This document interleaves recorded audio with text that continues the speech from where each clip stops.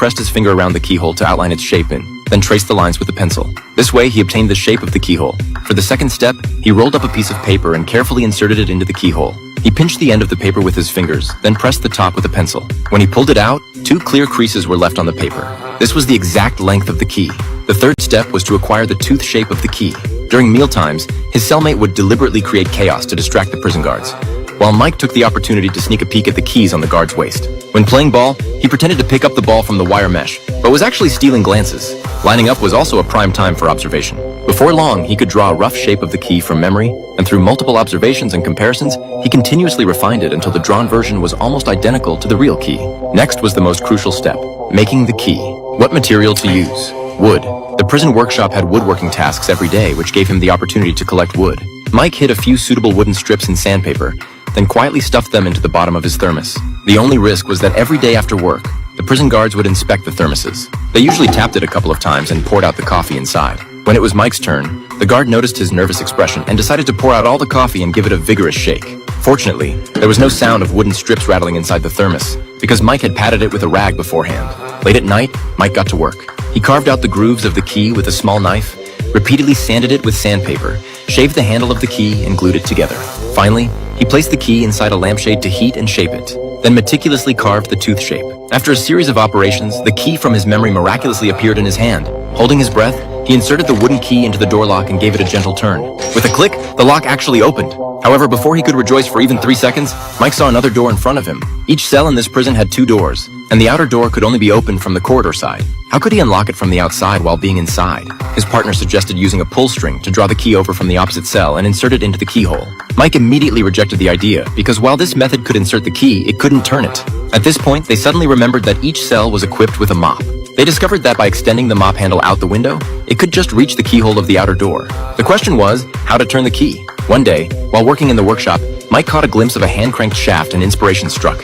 He immediately got to work and made a simple device. He drilled 2 holes in a wooden board, punched a hole at the top of the mop handle, and fixed the shaft to it with screws.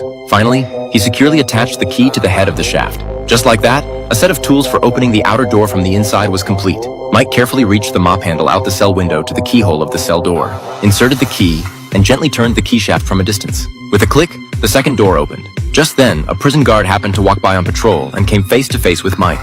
Mike panicked and squatted down to try and hide, but accidentally dropped the wooden key on the ground, making the situation even worse. He heard the patrolling guard's footsteps getting closer and closer. If the key was discovered, he would lose his chance to escape forever. In a moment of desperation, he took out chewing gum and furiously chewed it, mixing it thoroughly with his saliva. He then stuck it to the end of the stick and carefully tried to pick up the fallen key.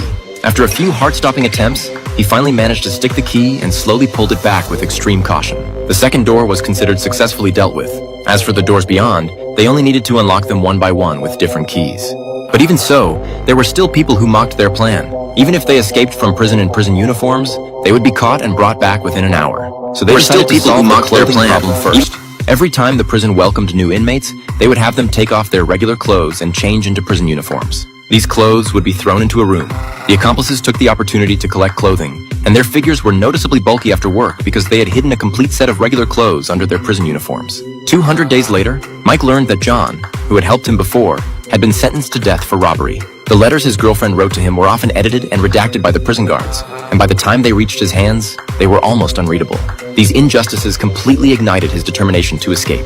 On the night of the 296th day, Mike and his companions prepared to go out and scout. Their goal this time was to test the keys. Mike had made a large number of keys based on his memory, but didn't know which key corresponded to which door. They easily passed through the doors outside the cell and quickly arrived at the stairwell, then went down to the first floor.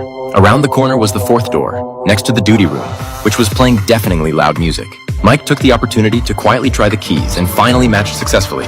However, at that very moment, the music abruptly stopped. He quickly locked the door, and the silhouette of the prison guard appeared at the doorway. They didn't have time to return to the cell, but fortunately, Mike had made a key for the utility cabinet in advance, and the two of them quickly squeezed inside. The utility cabinet was narrow, barely able to fit 2 people. It couldn't even be locked and had no, so they could only pinch the protrusion with their fingertips to prevent the door from opening. The prison guard's footsteps approached, but his companion had cut his hand. Moving the door now would be too obvious. They could only pray that the guard wouldn't notice. Fortunately, it was very dark. The prison guard didn't notice the dim utility cabinet. He went straight upstairs, narrowly escaping detection. They took the opportunity to continue unlocking while the first floor was unguarded. The third to last door was successfully unlocked with just one key, which was simply a godsend. With only 2 doors left, they would be able to see the moonlight of freedom. But at this time, the prison guards were inspecting their cells. Mike had used a quilt to impersonate a human figure in advance, successfully fooling them. For the last door, they tried many keys, but none of them worked. There was no time. The prison guards' patrol time had also ended, so they had to withdraw.